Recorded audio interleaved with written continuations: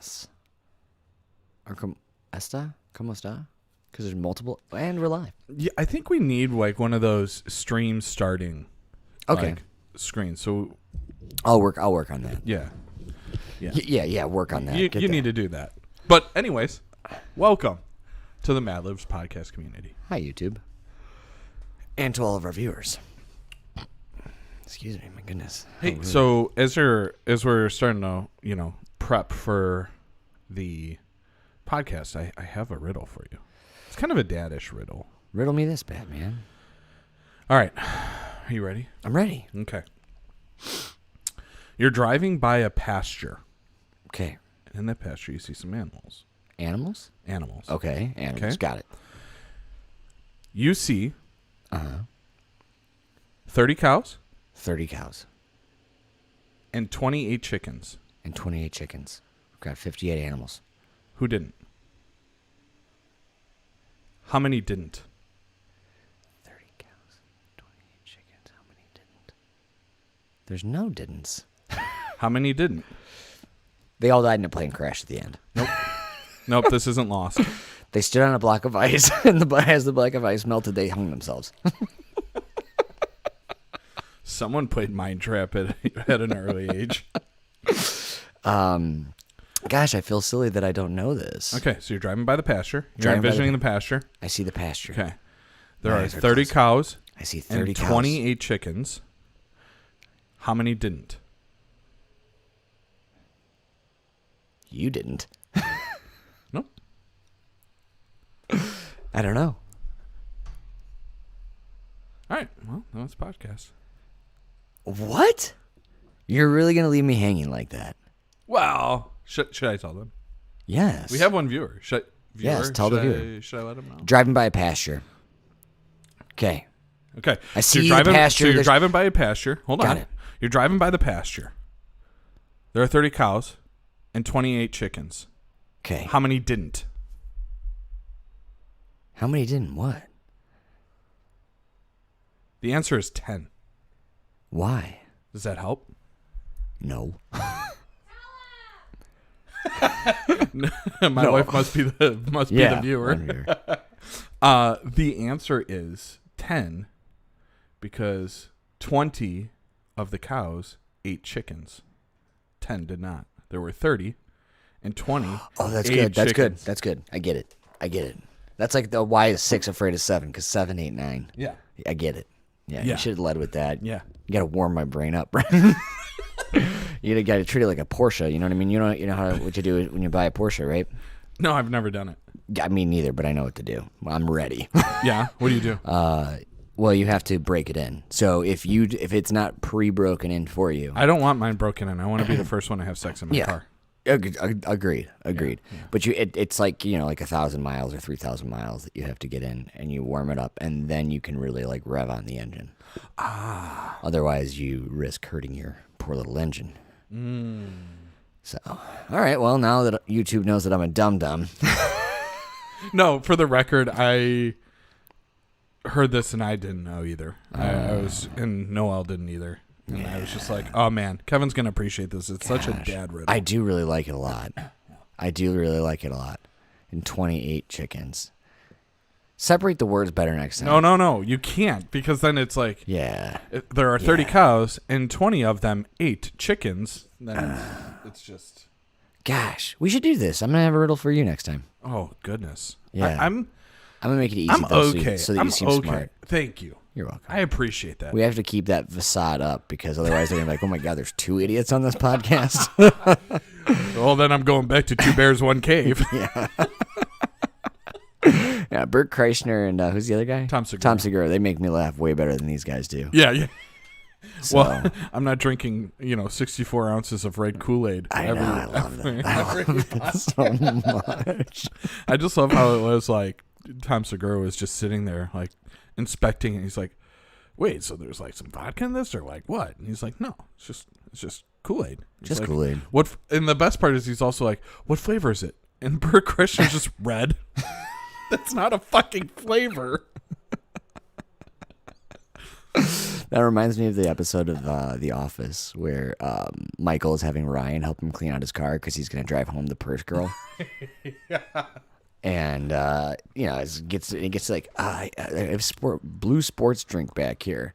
Do you want me to toss it? What flavor is it? It's like blue whatever or blue midnight or something like that. And he's like, well, blue midnight. Nah, keep it. How many fillet of fish do you eat, Michael? Yeah. It's over a long period of time, Ryan. Yeah, which, if you think about it, does not make it any more acceptable. Now it's just like old fillet of fish wrappers just sitting there. Do you not like fillet of fish? Because I love fillet of fish. I'm going to be honest with you. I've never had one. Oh, they're good. I mean, it'll mess your stomach up royally. Really? Yeah, for sure. I love fish and chips. Who doesn't? Which is how I picture a fillet of fish, but I know I've always wanted a fillet of fish because, it's battered fish and fried and got a little tartar sauce on a bun. Like, let's go. Talk to me. It's 100% all that I would want in a meal. Yeah. But the problem is I know it's not going to live up to these really, really hyped expectations that I have for it.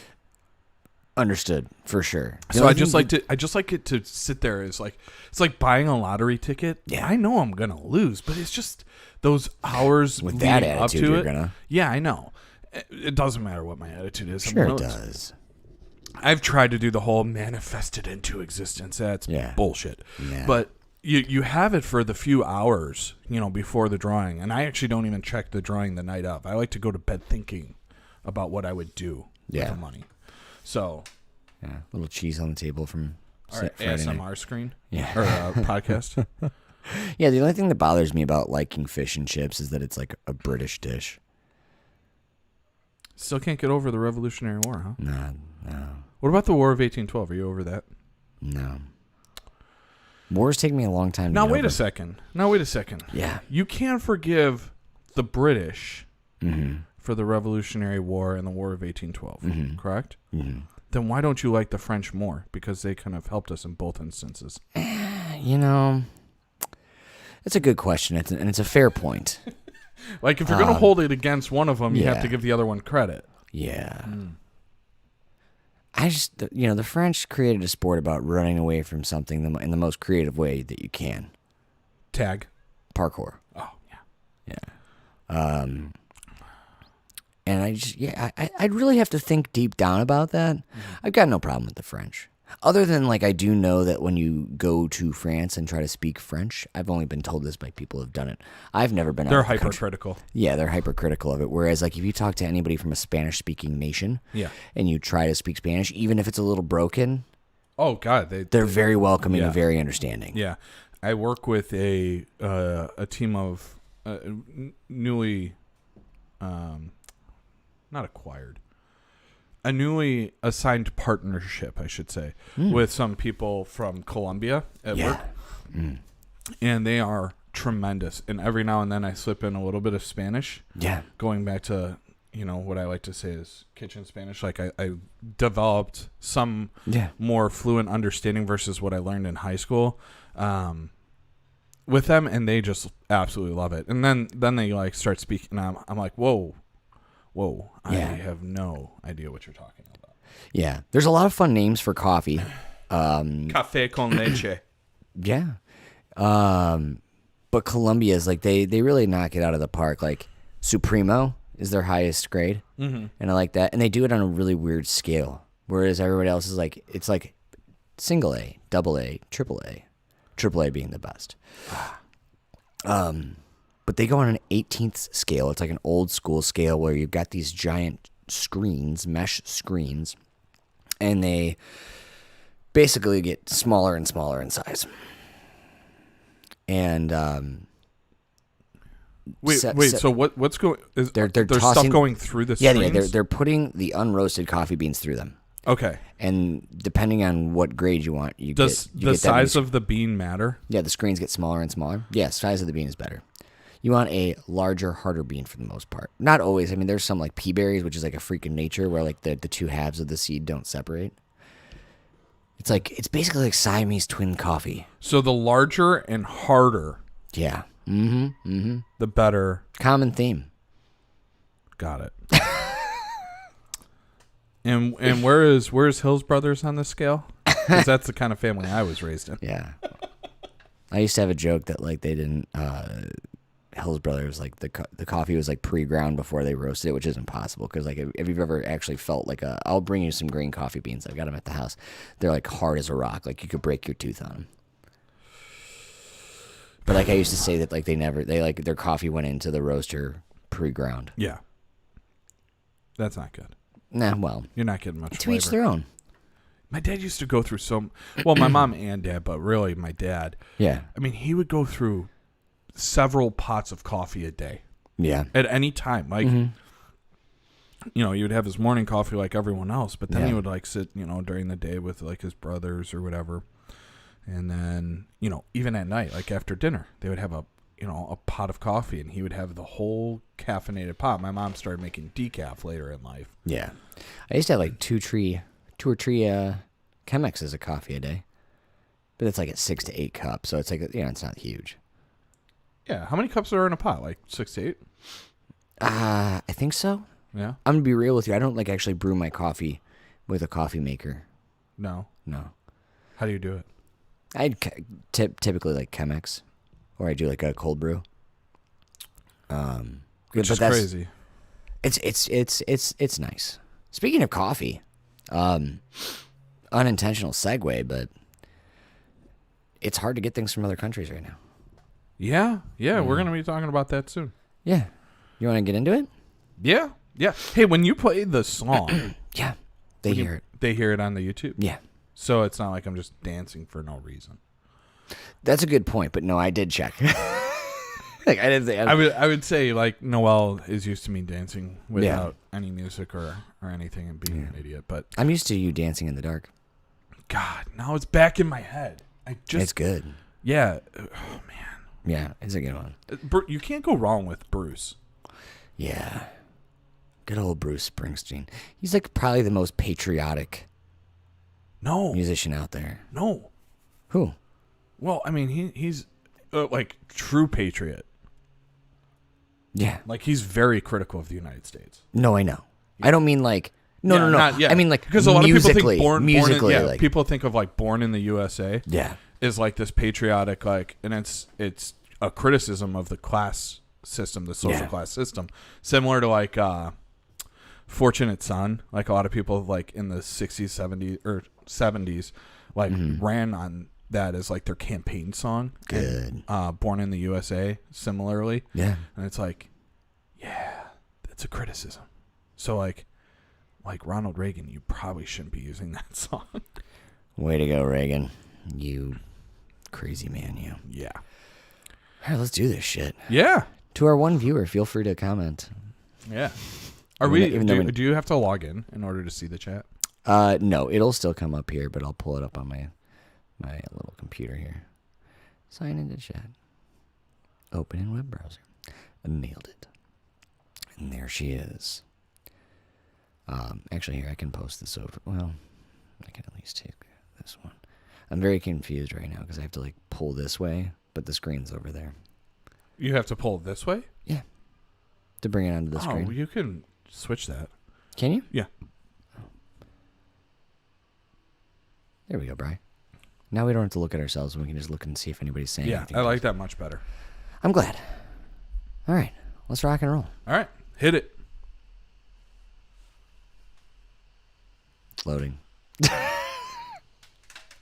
This is why I was not meant to be a rock star.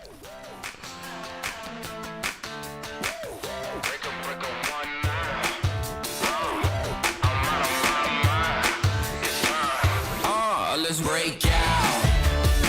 Come on, let's break out. Break out. Tell everybody break out. We bout to, it's time. Let's go, let's ride, let's roll. Got me feeling so free now. It's exactly what I need. Yeah, we knocking down the door. Turn up a little more. Hey, what you waiting for? Break out, break out. Oh, we on the map. I can see you now where the party at. We the ones that he's just letting through the back. And we are live. We're live. It's happening. Always. And forever. Uh-huh. And on YouTube. Thank you. I had a brief moment there. It's been a long weekend for me where I almost whispered into the microphone for the first time in a long time. For the first time in forever. Ooh. Yeah, you know, it was really fun for those of you that didn't catch us live on Saturday night. Or no, it was Friday night. Saturday we did kind of just a late night honey, you know, just an enjoyable run through of nothing to do with politics or general news, but simply like, hey, we just wanted to catch up after working a party together. I had the privilege to work with Kevin behind a bar. Yeah. It was fun. It was. I mean, it really was truly a blast, and it was a bunch of nice people that we were working the party Great for. people. So, oh my gosh, yeah. And then we did basically, you know, we recapped the night, and then as we were doing that, we did ASMR by eating Taco Bell right into the mic with all of the different hot sauces. We basically did a hot ones challenge up until like Da Bomb. We didn't do Da Bomb and later. We did. You did hotter than I did L. hotter than L. I refused. It hit. It hit pretty hard. Like I feel like it hit harder on the taco than it did on the wing. Yeah, I did have like a saucing issue though, where like I put way too much on. Yeah, but yeah. Well, actually, no. Hotter than L. We dumped on the wing. That was the first one that really, like, the bomb was awful because it was hot and it didn't taste good right. But hotter than L was the first one that I was like, like it hurt just to breathe. Yeah. That was the first one. So that was that one. I think it was Scorpion Disco that made my teeth hurt. Yeah. that's. I think that was my my buddy Joe's favorite line. I don't know why I did that, but like, yeah. I mean, I'm very good at brushing and flossing, so like it wasn't a cavity issue. Yeah. Yeah, which made me nervous at first. I was like, what the fuck? What if capsaicin is the key to finding out if you have cavities ahead of time? It's like a cavity preventative. Just burn the bacteria out of your mouth. Gosh. Well, unlike that joke, which came very easily, there's a huge issue with things not coming easily into the ports in LA. And exiting them. I'm not going to make a... No, please, go right ahead. Coming easy No, joke. I let you in. No, I'm not going to do it. I'm not going to do it. I'm gonna bigger take than this. I'm bigger than that. No, I'm bigger than that. Oh, my God. That's what she said. I don't know, Brian, because you've always left me smiling and satisfied. Corporate says I can't make those jokes. Yeah. Yeah, no, I think this is actually a really big deal. It's something that both parties should be working on, but there's only so much that government can do here. But the supply chain management issue is something that is very, very important to our country's economy because, you know, the ultimate engine of the American economy is our consumer behavior, right? We consume. And it's almost like the moment it starts to trickle down is when we start to see ourselves in trouble. That's when the stock market goes haywire. People start to panic. You know, we don't focus enough on innovation and R&D. We don't focus on, you know, the health of the economy. It's all just consume. And when that gets, you know, put under a microscope, we start to realize how delicate the American economy is, and it all traces back to the supply chain. Yeah, no, I mean it's an interesting thing, you know, and it's something that I'm sure everyone has noticed as they've gone into the you know, not necessarily grocery stores, but your big box stores, your Targets, your Home Depots, your Walmarts. There's like it seems as though there was less and less on the shelves every time you would walk in. Mm-hmm. And I'm a frequent shopper during the week. I don't always hit everything all at once. You know what I mean? Like I probably go twice a week to different stores. That's fair. Yeah, I just, you know what? I'm not worried about if I forget something because I know I can just go back. Yeah. And when I remember, before we even chose this subject, probably a week prior, I had to go to Target. I was getting like newborn diapers for the new little one coming because I'm a prepper. And Is that the same as is that considered doomsday prepping? Like baby yeah, prepping? I'm basically prepping for doomsday right now. Got it. That's what they mean when they say that term, right? Doomsday prepping. Yeah, getting ready for your third child. No longer playing man, strictly zone zone defense. God, that's really good. Wow. Okay, I enjoyed that greatly. That filled me with quite a bit of joy. But no, my oldest son asked me if we could. He does this all the time because he knows I'm a sucker. We're walking through the aisles, and he goes, "Daddy, can we just look? Can we just look at the toys? We don't have to get any, Daddy, but can we just look?" I'm like, "You dirty dog." He's gonna be good if he goes into sales. I mean, he has the number one rule down is get the product in the person's hands. Yeah. Well, and then he always gets me because I'm like, "No, Ben, look, we're not gonna look today. We came here for X, Y, and Z. That's it. Nothing else." And he's like, "Daddy, but we could go look at the Legos." And he knows how much I like to look at the Lego sets. And I'm like, fine. Because it goes like Lego sets and then it's all the kids' toys. You know what I mean? Because Lego sets are for big kids, not just little kids. Absolutely. But no, and what I noticed too is like there's very few toys now. So our trips through the toy aisles to just look have become more and more brief. Then, if you're lucky enough to own a helicopter and fly over the ports in California, you'll notice why that is happening. Yeah. And there's a lot of things about this going on. So obviously, Brian and I are talking about the fact that there are container ships upon container ships stacking up on the West Coast, basically just waiting to come in and get unloaded. And like you see these things in pictures and in images and, perhaps on the news, but you don't really realize how labor intensive it is to get everything off of that ship. And then your job's not done there. You have to then either get it onto a truck or get it onto a train and have that bring it to its final destination. I hate that movie. I will never drive behind a truck with logs on it. My wife and I, we just had that experience where we were driving. Like, she immediately, like, are you the same way when you're driving behind a truck with a bunch of cars on it? Yeah. Or do you plan in your head like, okay, if that car comes off, I'm swerving? Yes, I feel like Lethal Weapon 3, I think it was, maybe 4. It was the one with... maybe it wasn't even a Lethal Weapon. No, there's something with a truck. I haven't watched it. Yeah, I thought it was the one with Joe Pesci. I think it was 3. Joe Pesci comes into the picture in the second 2 one. and 3. Yeah. And then Rene Russo's in 4. Rene Russo and is in 3. She is in 3. Well, yeah, but and 4 because 4 she's pregnant. Yes. With Mel Gibson's baby. She's in 2, 3, and 4. Yeah. Yeah. Because she but their love interest begins in 3, right? No, they get a little, intimate in 2, if memory serves. Right. Once Mel Gibson starts moving away from the Australian accent and he gets more American, she starts to love him. Did you notice it's a common thing amongst Lethal women. Weapon? He's very Australian in the first one, and it slowly dwindles away. He gets better at it. He's no Christian Bale. Hiding. But anyways, so these ships are sitting in the port, basically. And most of them aren't even in the port. I don't know if you watched the footage of the... No, they're just circling. Like sharks waiting to get pounce. in. Yeah. And I don't know, maybe you know this, Brian, about how many containers are on each ship. But it's a very, very large number.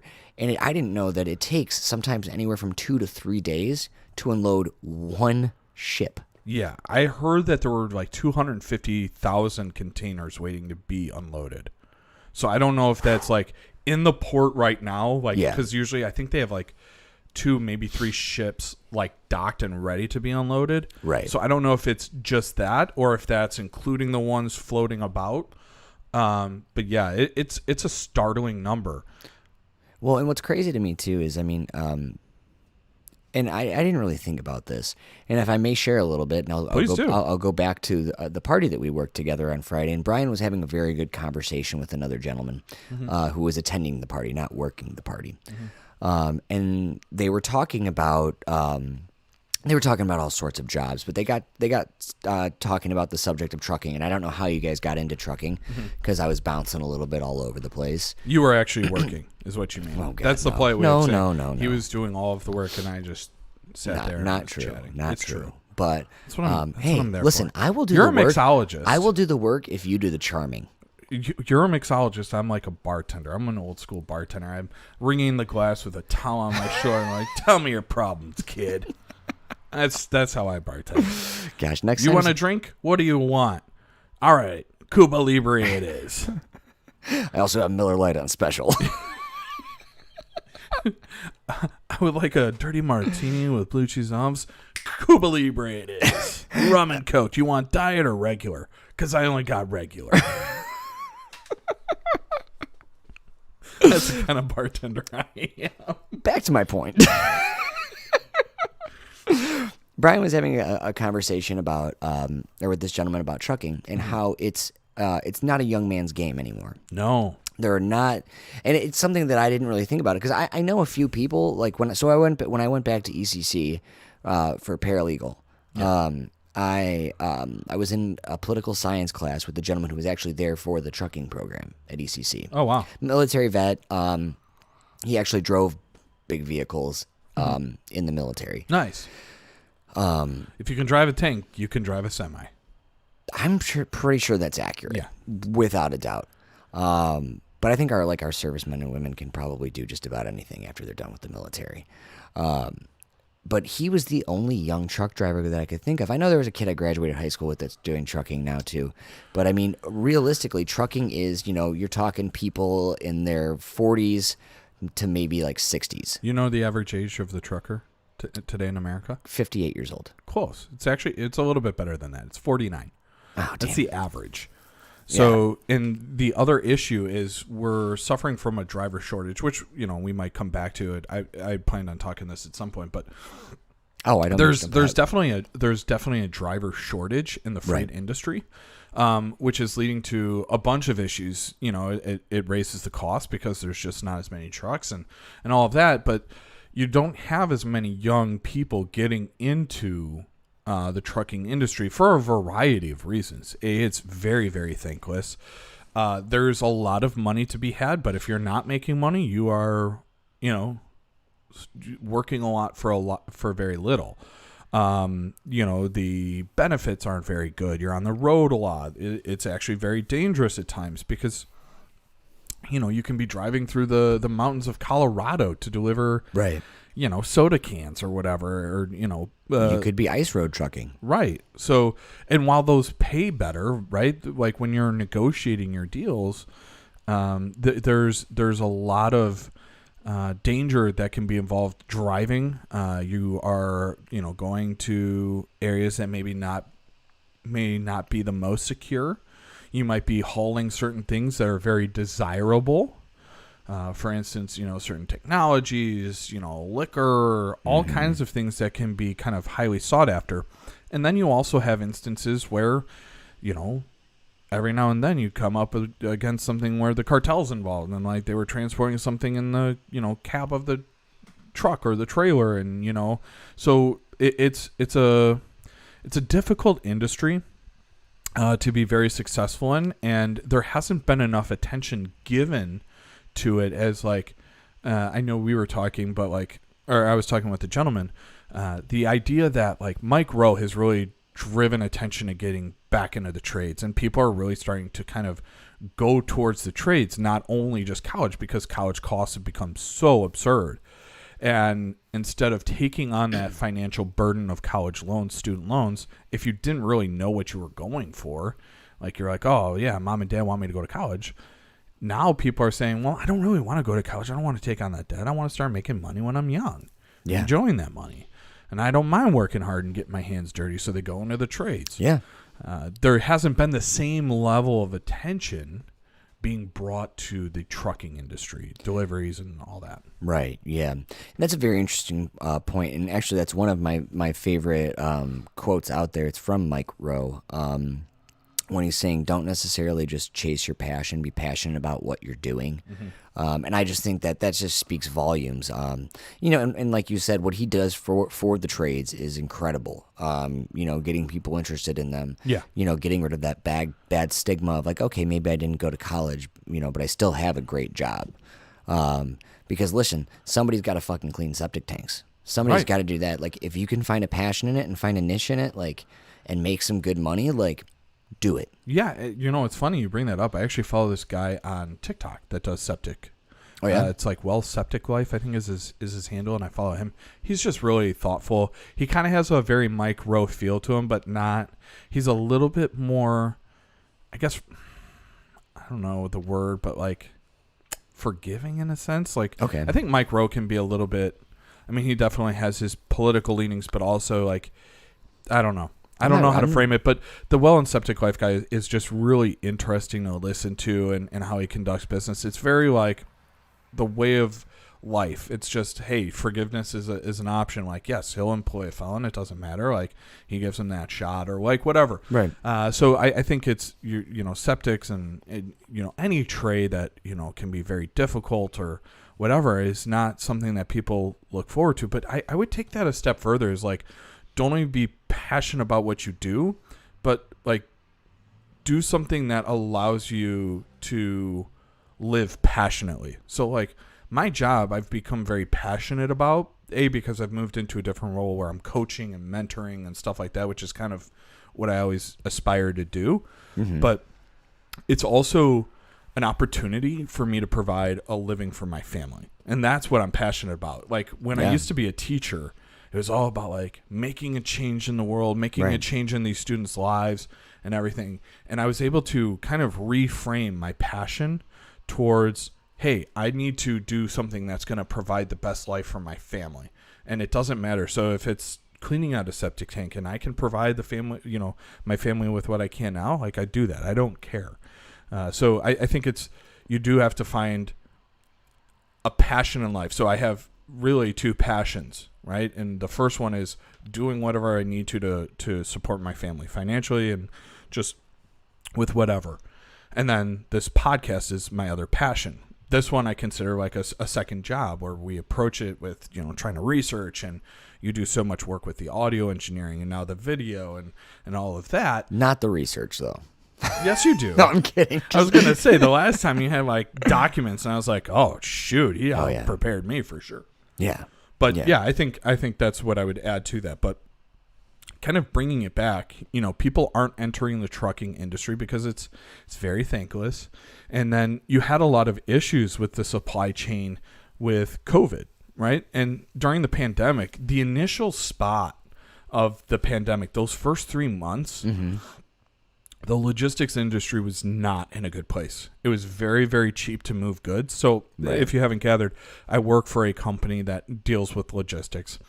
And moving goods from one place to another became very cheap because there wasn't as much supply. Right. So there wasn't as much demand, or there was plenty of supply. There wasn't as much demand because people weren't going to the stores. Restaurants weren't open and all of that. Right. So you saw a lot of people drop out. So you had a lot of retirements. You had these older drivers that were, 67, 68, 69, 70, in that area where, they were going to retire in the next year or so. I'm not going to grind away on the road if I'm not making very good money. So they retired, a year earlier than anticipated because that's where they were.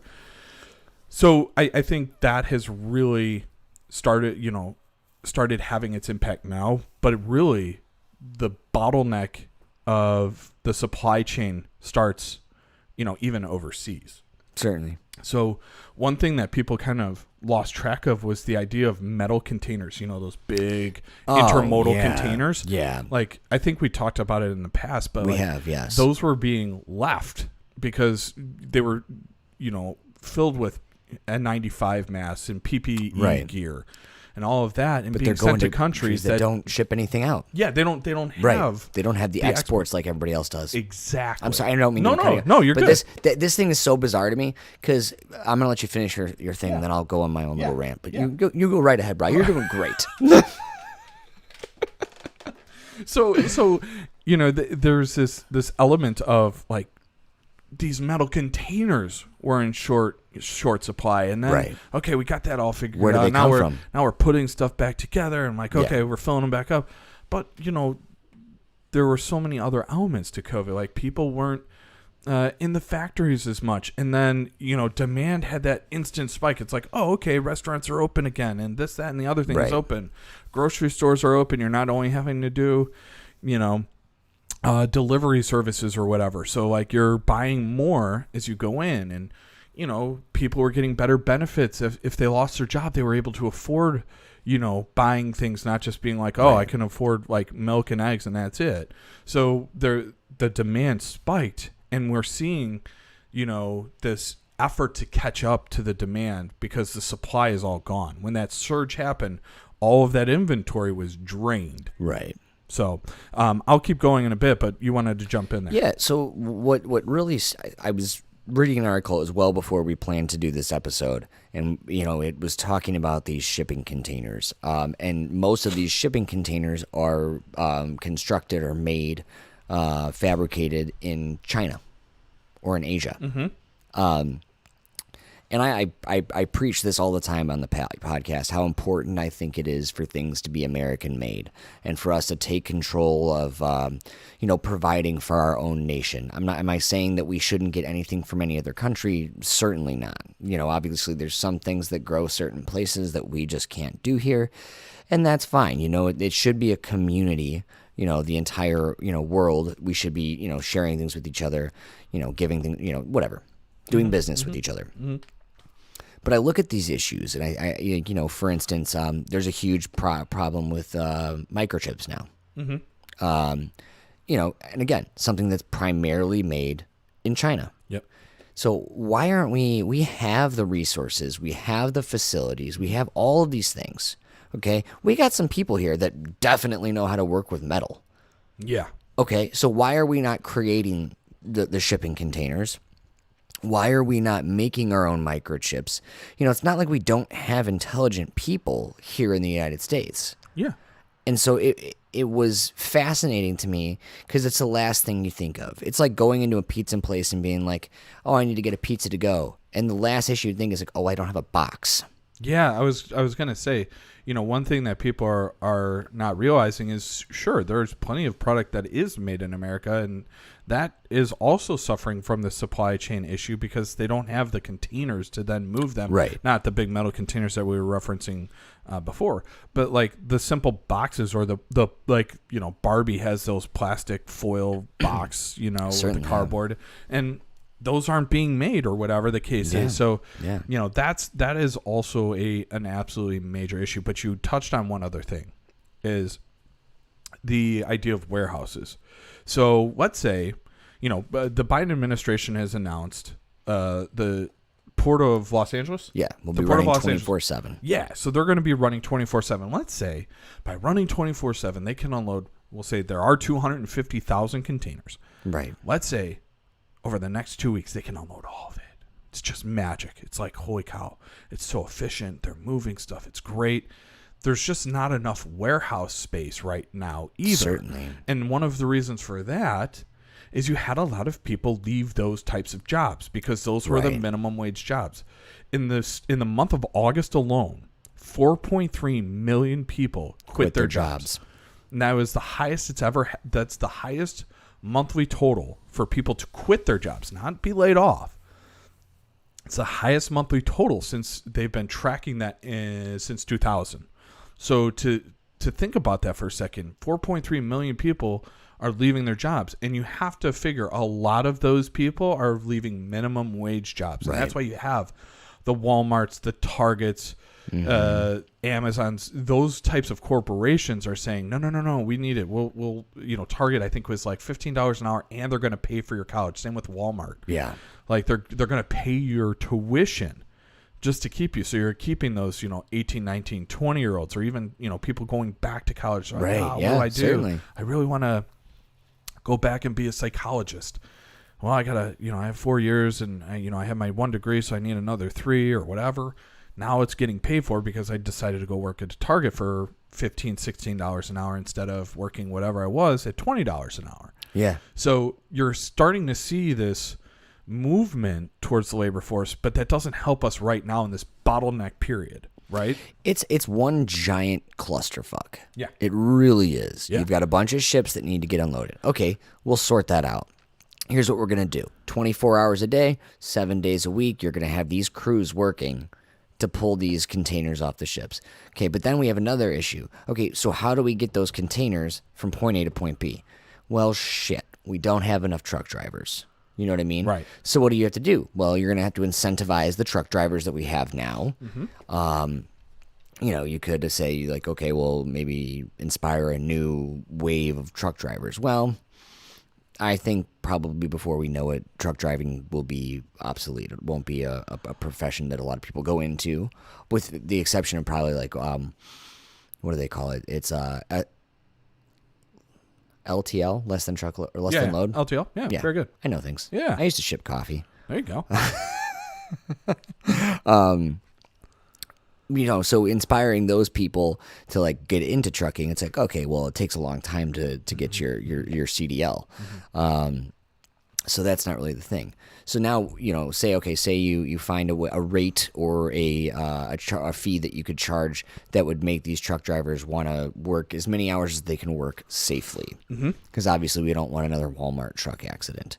Yeah, Walmart. they've had in the last 3 years they've done some tightening of the regulations, and literally the ELDs they're called are tracking the amount of hours you're driving, like it's attached to your truck, and it tells you exactly how many hours, and it will actually, some of them are able to slow the truck down and make you like basically pull off and stop.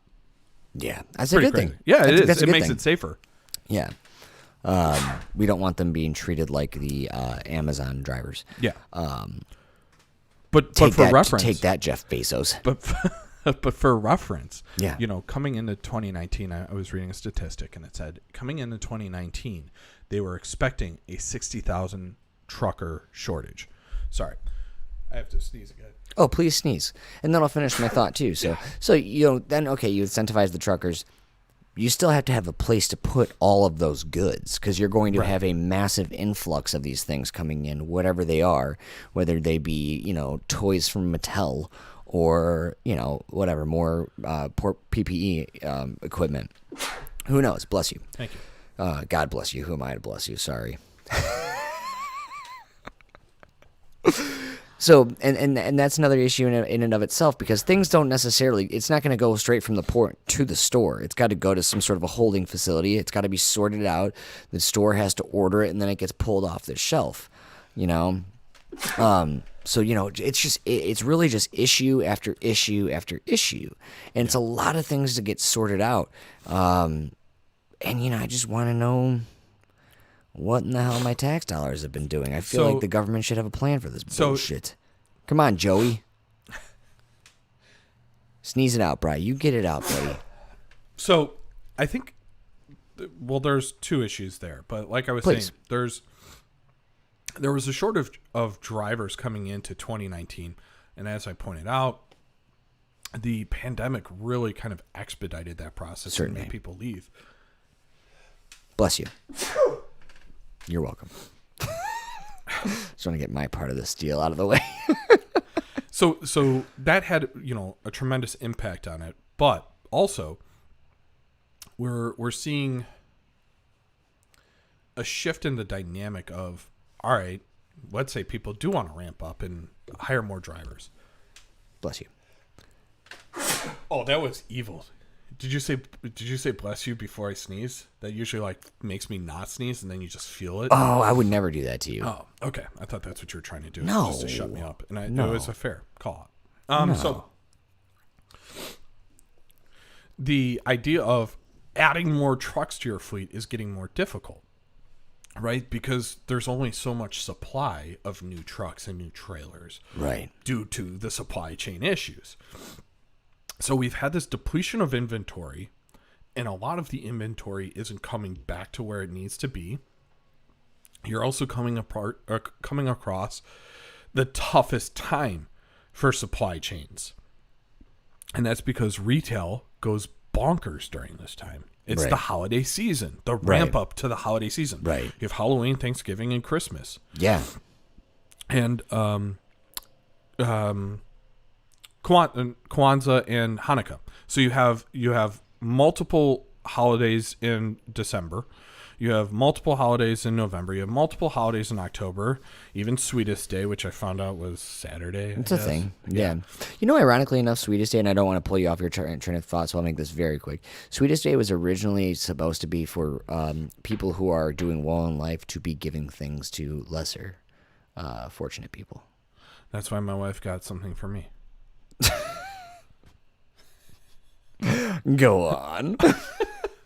So people can't get more trucks into their fleet. So people can't get more trucks into their fleet. There's not as many drivers. You're coming into the hottest part of the retail market, right? Right. So with all these holidays, and now all of a sudden they can't unload the things fast enough. So this is a major issue. And it's only going to complicate it further because the demand continues to go up. And that's why we started to see some inflation.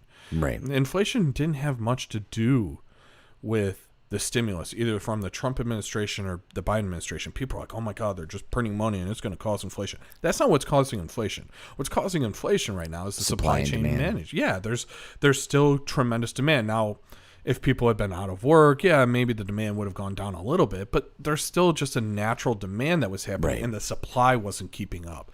So the demand got higher and higher, right? And so we're seeing everything have these impacts in terms of cost. You know, shipping now is becoming more expensive if there's less trucks, and I have a load that needs to be moved. I have to pay more. I have to guarantee to find that truck, and I have to pay them so they don't go say, no, I'm going to take this one instead. Right. So that's what we're seeing in the freight market. That's what we're seeing in the shipping market. So in order to get your spot on one of those boats that's going to get unloaded or whatever, you need to make sure you're paying top dollar. You can't just be like, I'm going to go with the cheapest route or the cheapest ship or whatever the case is. No matter what, you're going to have to pay top dollar. And now you're cutting into those razor thin margins for certain sectors. Yeah. It's and something that actually crossed my mind while I was doing a little bit of research for this is I haven't heard much about it as of recently or as of late, is Tesla was doing those big self-driving trucks, the big semis. Yeah, that's something that they've supposedly or allegedly been working on. Yeah, I'm wondering if this will kind of like ramp that up and get that moving a little bit more. Not that I want to take away the drive or the job of any truck drivers, because I think it's an admirable well, and that to go back on in. that, right now there's a lot of money to be made. Yeah. But how long is the term for this really, really gravy train going to be? Because I still think it's about 10 years out. So if you're young and you're like, I don't know what to do with my life, you want to go see the world or go see the country, drive. Yeah. Make work for a really good company, make close to six figures, and you're just driving and living your life and on the road. If you're kind of, a very independent person, that's something you can do. Yeah. And then figure out your life later. A lot of experts are saying, like, you don't know what you're going to be doing until you're like 30, 35, 40. Nowadays, like, your work life expectancy is going to be a lot longer. So do something that's not going to be super costly early on in your life, and that's when you can mess up and pick up a lot of fun jobs. Like, I feel like so many people they think too much about the stigma involved in certain jobs. Right. I've held so many freaking jobs in my life.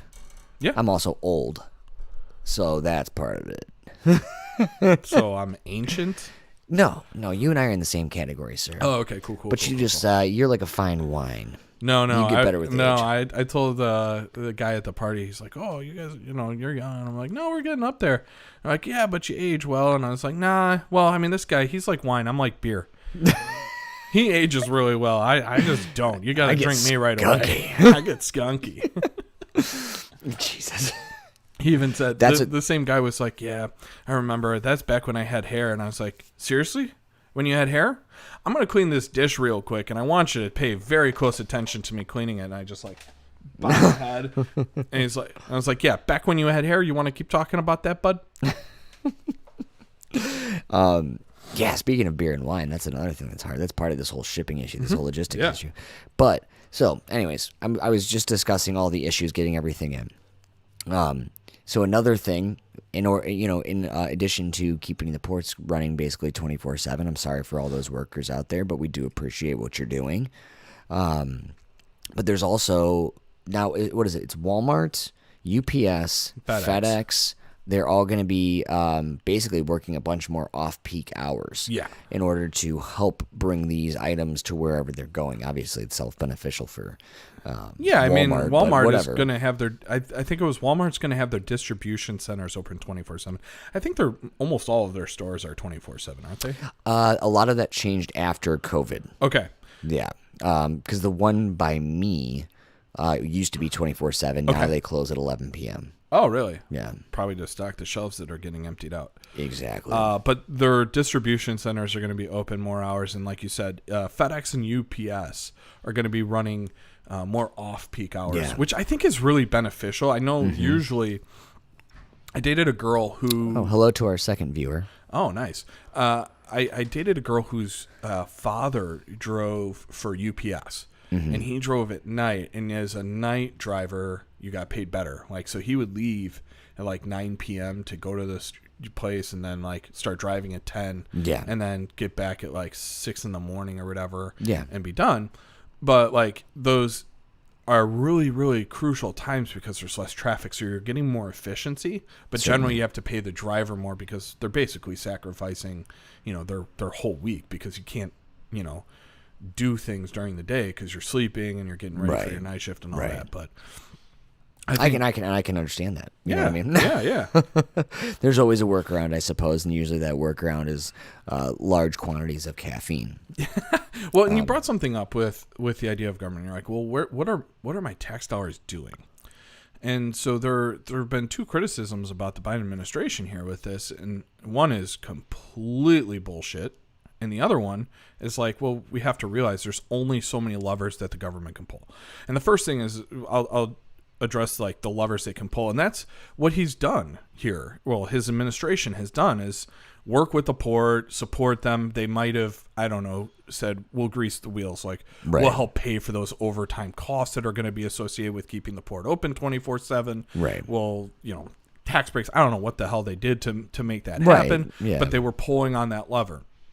But beyond that, there's not much more they can do. Like, they can't go to, trucking institutions and say, hey, we're going to, there's too many trucking outfits, right? Yeah. So, I mean, there's thousands and thousands and thousands of trucking companies, even these massive ones with 5,000-6,000 trucks. There's plenty of those. So you can't just like broker all these deals for all trucking companies. Right. But well, and not to mention too, and not to interrupt you, but and just to add to that thought, it's like even though like UPS, FedEx, Walmart, I mean, they still have their normal truck routes to do. Yes. From day to day, their day-to-day items. So I mean, they're going to obviously try to allocate things or try to go on off-peak hours.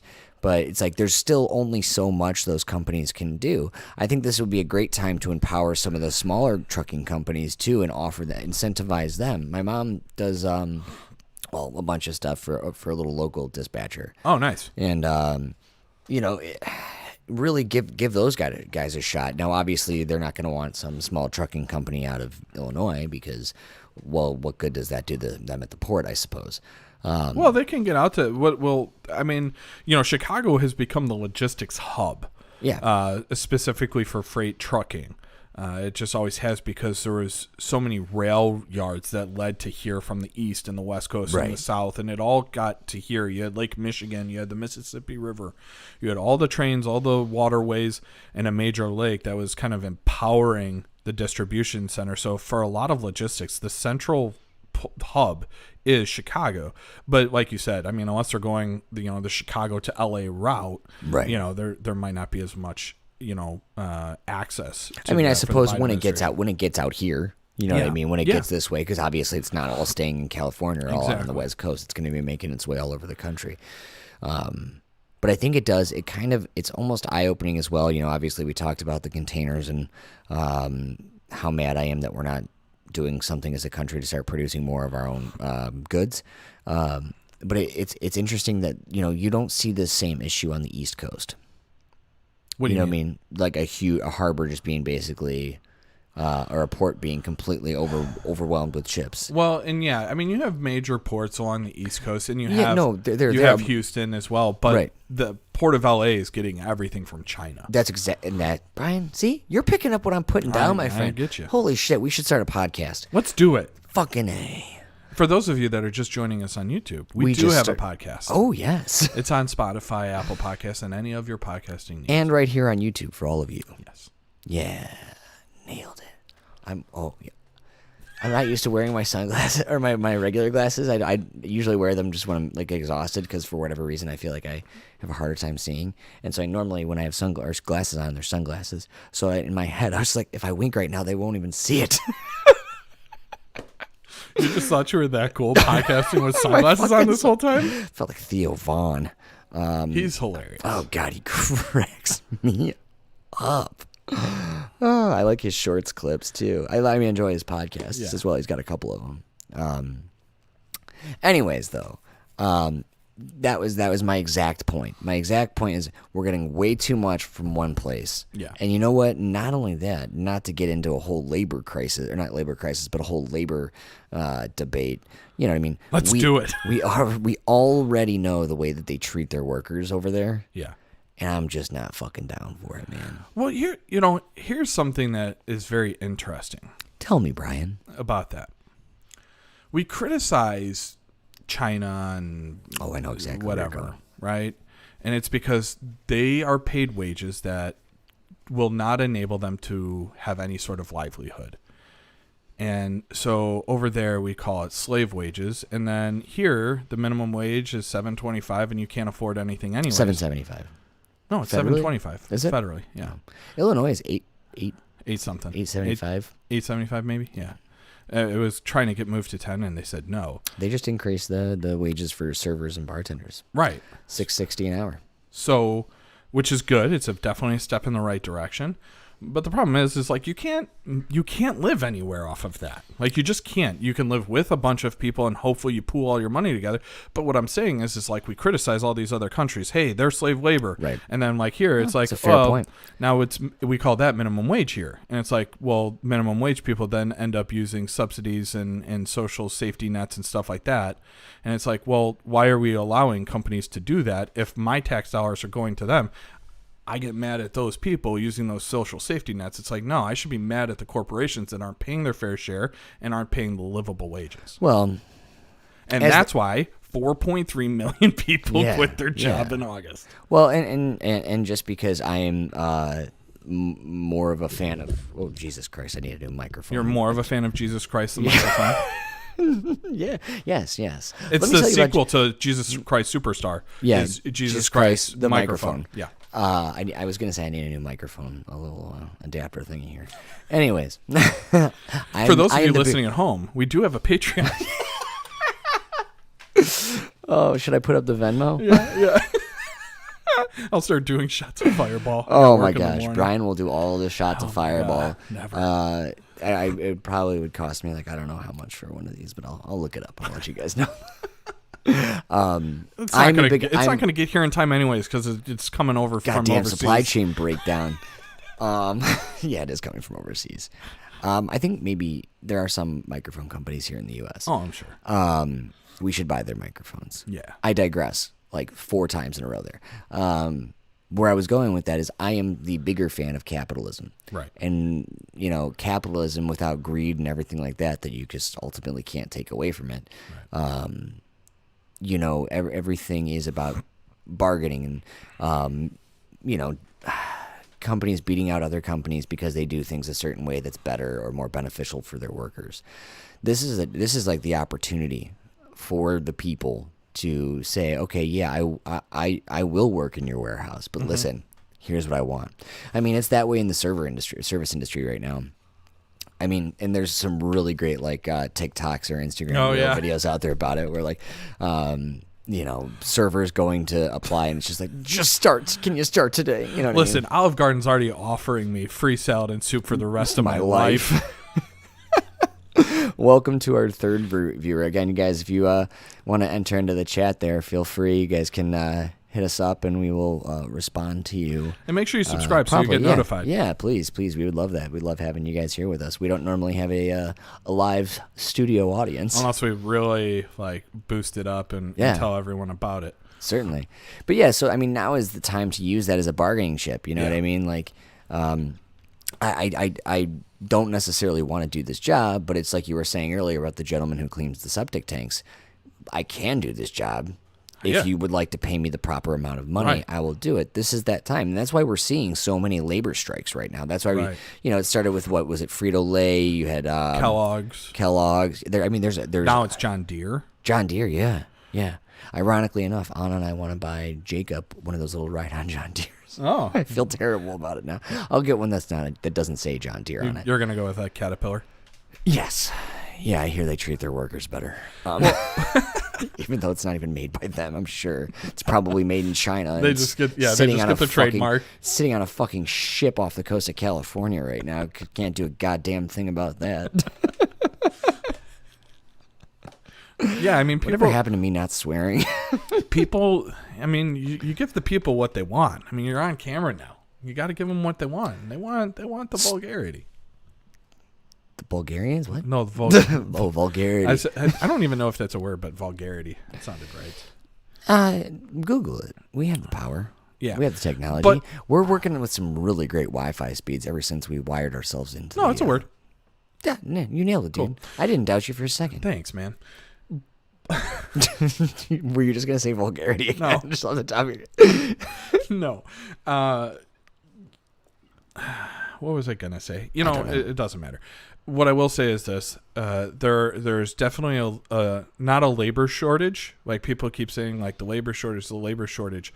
The problem right now is you're not getting there's a shortage in cheap underpaid labor.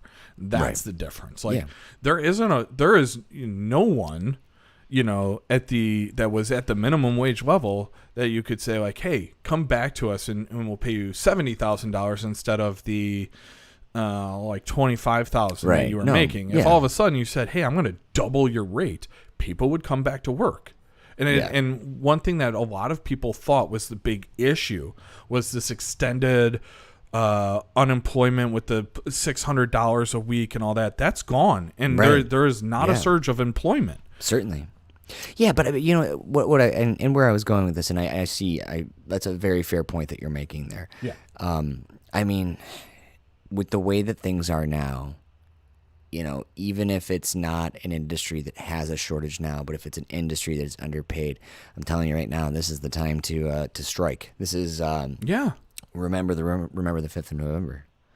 Oh yeah, this is that moment, but not quite so Guy Fawkesy or folksy. Yeah, it's definitely an opportunity for people to really reconsider. And I don't like to say exactly what my company is out of respect for the company.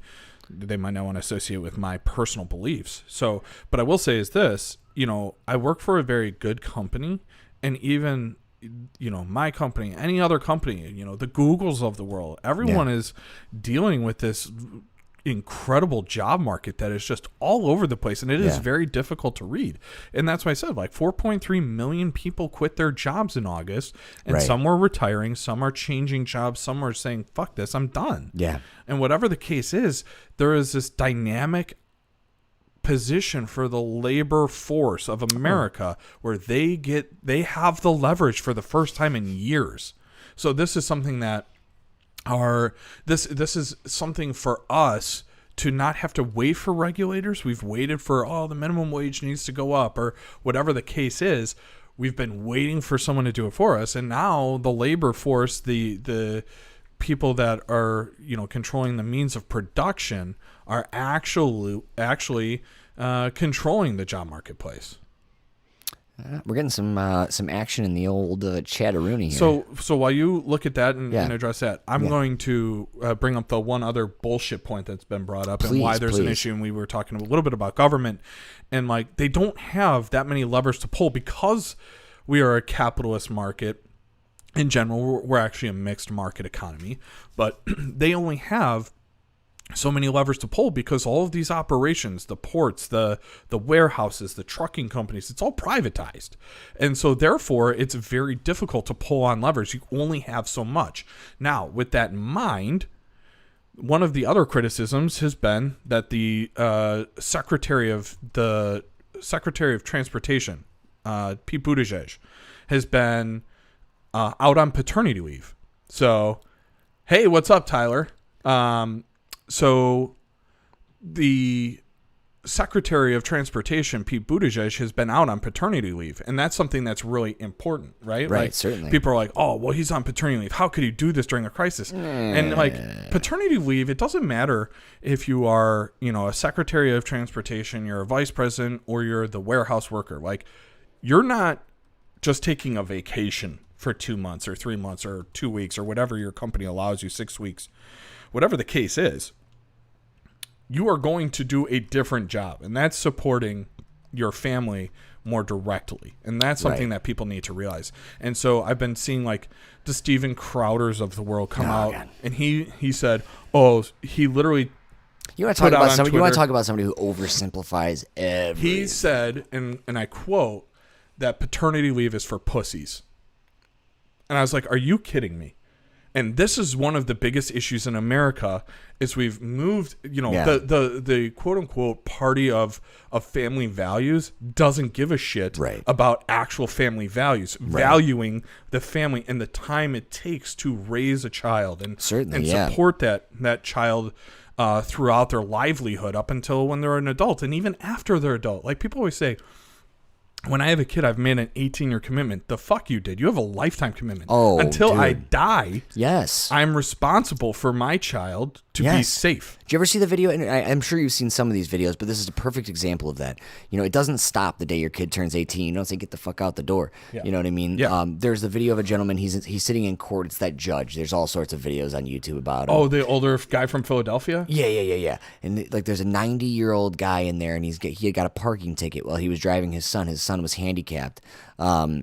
Driving his son to the hospital because he has to go twice a week to the hospital to get some sort of an infusion or something like that. And his son was over 60 years old. But isn't that it? I mean, it's like, here's the guy 90 years old still taking care of his kid. You know what I mean? Yeah. Things don't change. And I'm a big believer in paternity and maternity leave. Yes. I think that both parents should get it.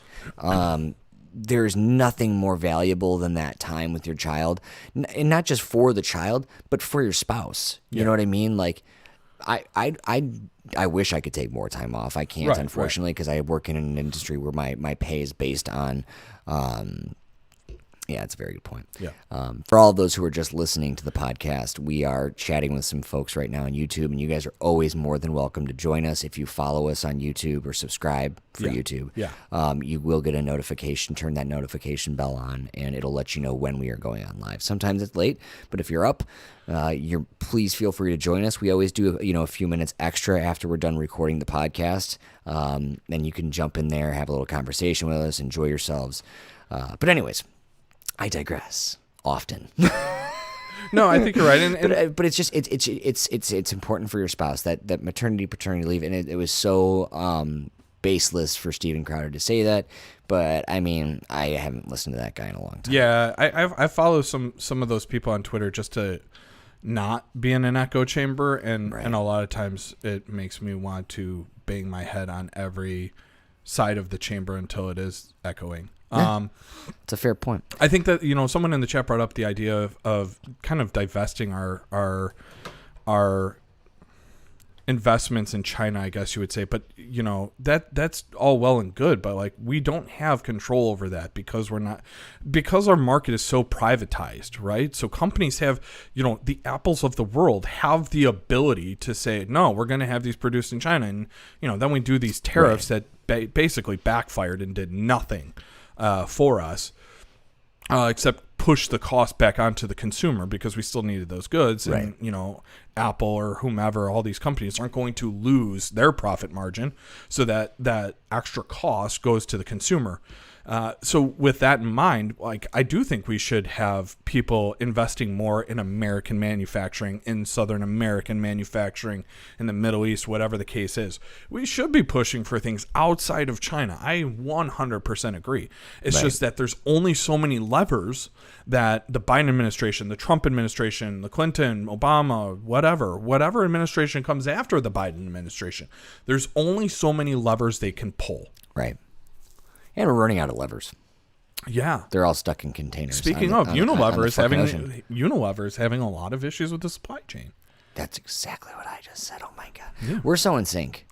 Yeah. So speaking, I'm going to start calling you Joey Fatone. I remembered. I know. You always call me a Lance Bass yourself, Justin. I you know what? I am more of a Joey Fatone. Well, that was of your own choosing. Yeah. If we're being very honest, that's definitely where I stand on it. Now, Sync names. if I'm anyone, I'm Joey Fatone. Wow. Who did very well in Dancing with the Stars in his second life, right? Fantastic. I never watched that show. Oh. So here are some things, and I pulled up an article, and I was reading it today, and it was talking about some of the actual items that are suffering the most from the supply chain issue. And one of the most interesting ones to me was Ben & Jerry flavors. So Unilever, the company that I just mentioned, actually owns, kind of controls Ben & Jerry's, and they're having tremendous issue with actually obtaining the flavoring. So the different flavors that go into it. Similarly, there is a global shortage of CO2. So carbonated drinks are having issue as well. And then you also have to keep in mind. Helium's another one up there too. Yeah, well, helium's very interesting because carbon dioxide isn't going to be completely gone at one point, whereas helium, they're only going to be able to control so much, and it's going to be gone at one point. It is a non-renewable source, right? Yeah. Think of that when you have your next birthday party. Fuck your balloons. Blow them up yourself. Yeah. Just halfway and tape them to the wall and then say, it is your birthday. You're fine. That's what I do. With a beer, yeah. But carbonation is also an issue because of the packaging that happens, like freeze drying packaging and stuff like that. There's carbonation. The CO2 packing is a big deal. You had chicken due to COVID. Yeah. A lot of the Tyson is I believe the largest chicken packaging company, and they had a tremendous amount of issue. Coffee. Oh, sorry, I was trying to get it out of my. Oh, is that working? Yeah. Do you hear me now? Can you hear me now? Verizon is not having many supply chain issues. Anyways, coffee coming out of Brazil. I actually mentioned that on the last podcast. Yeah. So you also have issues with these massive companies like Procter & Gamble, Kimberly-Clark, and what do they produce? Diapers. And as you saw, you were shopping for your newborn that's on the way. Those shelves are still stocked. They're still stocked, but there's going to be this bottleneck that is going to become an issue. When I came across this one, I was both shocked and absolutely hurt. Fish sticks. We all know my love of Kraft macaroni and cheese, but what complements a gourmet dinner more than fish sticks? Yeah. Of Kraft mac and cheese. I can't think fish of anything. Sticks just go together. But also McCormick Spices, Rice Krispie Treats, Sour Patch Kids, and I think the most important one, and it's something that people freaked out about at the beginning of the pandemic, toilet paper. Toilet paper. There's a lot of production that happens in China with the actual toilet paper, like the pulping of the lumber and stuff like that, and the production of making it. So those could be stuck on the big container ships, but similarly, there's also those issues of just keeping up with the lumber, the milling, the production, and then the logistics all behind it. There's a lot of steps in that process, especially to make it as cheap as they do. So I'm telling you now, as a user of one, now would be the time to invest in a bidet. I'm looking dead into the camera, telling you to shoot some water up your butt. It's okay. Go with a bidet. Save yourself the headaches in 5 months when there's no toilet paper on your shelves at the grocery store. Yeah. And we'll leave you with that this evening. This episode was brought to you today by Brian's Bidets. Brian's Bidet. I started a rival company Bunghole against Tushy. so clean. It's called Bunghole Surfers. Oh, that's good. Oh my goodness. All right. Well, for all of our anything else, Brian. Sorry, I was so I was gonna wrap it up there, but I didn't see if there. I didn't know if there was anything else you had to say I have about. not been doing my push-ups, and you keep grabbing my bicep, and I need to start doing them if you're going to grab them. Well, Because I want to be proud. Well, I'm so close to you now. Like before we started doing the YouTube live feeds, I would sit on the other side. So my wife is listening live, and she's like, "Where's?" She's like, "Where's my fucking fruit flavoring at Starbucks? Is that part of the issue?" Noel, thanks for sticking with us. Thanks to everybody else. I mean, this is really awesome. This is the most people that we've had on YouTube watching live with us for just a normal podcast. Podcast. And we have people jump in the chat. It's always exciting. So for those of you just listening on Spotify, you can go to youtube.com and then type in search bar MadLibs podcast. You'll probably see a couple of ours. And then you just click underneath like one of the videos where you see our symbol. Go to the page.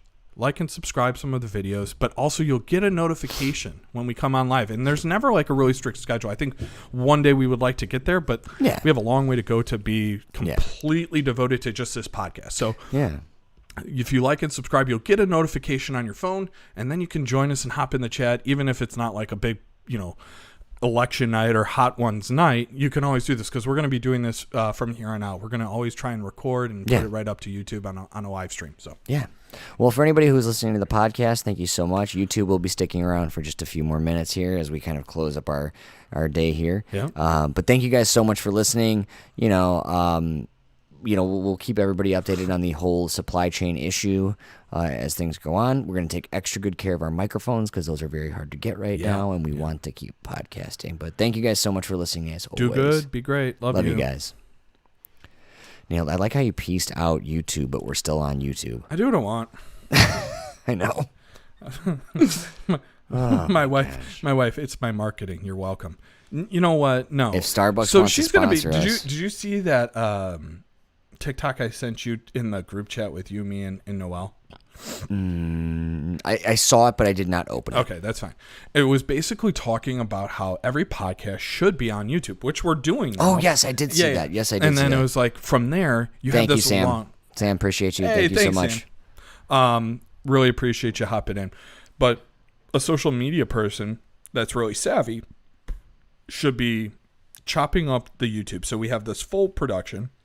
We extract the audio, and we have our podcast up on Spotify and all the other sources. YouTube, Sam. And then YouTube has the video, and then you chop up the video into like smaller segments. Shorts. And then, no, not even shorts, just like smaller, like 10, 15-minute videos, because we have an hour and a half plus. Then you do that, okay? And then you do YouTube shorts and TikToks off of those clips. So like really 1-2 minute clips. Yeah. And you do more and more. And I was like, hey, where are you at? And she's like, oh, I did my marketing by saying, where's my YouTube or where's my Starbucks flavors? Hey, Starbucks, if you want to sponsor a small podcast out of the Midwest, we're here for you. Yeah, I would support a Starbucks sponsorship. Just if you are still in the chat, I don't even know how to say this. Array. Ray. If you're still there, how'd you find us? What's your name? Hope you enjoyed. Are you a first time listener? Yeah. All of those things. Yeah. Tyler Durden. I'm trying to think of who that is. Oh, he's from Fight Club. Well, I gathered that. Sup, Big Brock. That was exciting. Yeah. I mean, it's obviously someone you know. Yeah. So. And they obviously have met me in person. That was fun. Yeah, it was fun. 2 viewers. Oh. Or 4 viewers. I think 5 at one point. She shared us on Facebook. Oh, so these are all people that know us. Yeah, so that's good. That's excellent. Dude, give her a raise. I was gonna say we get what we pay for. We actually get more than we pay for. She'll give you a raise later.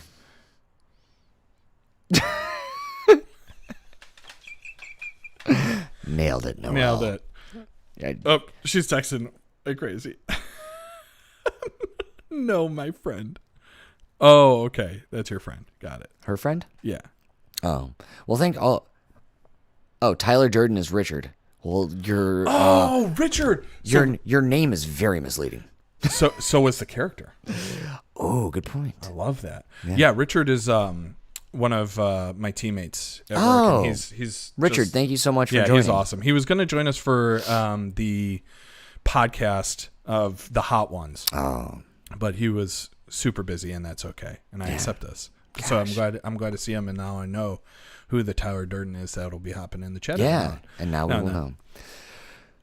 Well, that's about it for this evening, guys. Yeah. I've had a blast. I want to stay on longer, but I do have a wife that I promised I would watch a scary movie with tonight. Yeah. So, what movie are you watching? the new Halloween. It's on Peacock.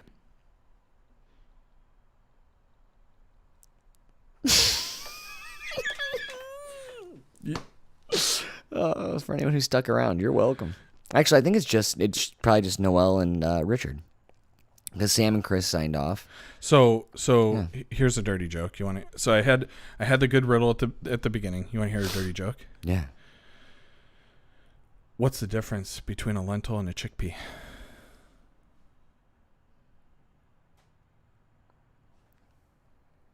I think I may solve this riddle, but I solved the last one. What is the difference between a lentil and a chickpea? Something about a chick not letting you pee all over her face. Yeah, I wouldn't pay $20 for a lentil on my face. You know the difference between jam and jelly? What's that? I can't jelly my dick in her ass.